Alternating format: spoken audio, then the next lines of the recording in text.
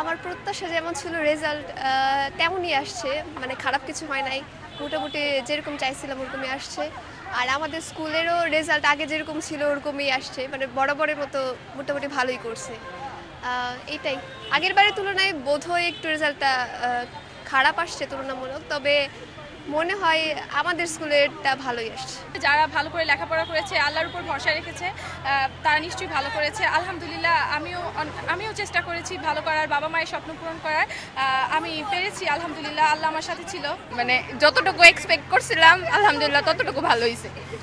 খুশ, জি গোল্ডেন আসছে আলহামদুলিল্লাহ। মার্কসও মোটামুটি ভালোই আসছে, মানে যতটা আল্লাহর কাছে চাইছিলাম আল্লাহ দিছে। এটা হচ্ছে আল্লাহর কাছে হাজার হাজার শুকরিয়া যে আল্লাহ দিছে।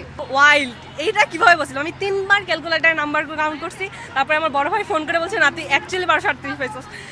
প্রাউড অফ ইউ যখন বলছে, আমার লাইফের বেস্ট ফিলিংস এভার।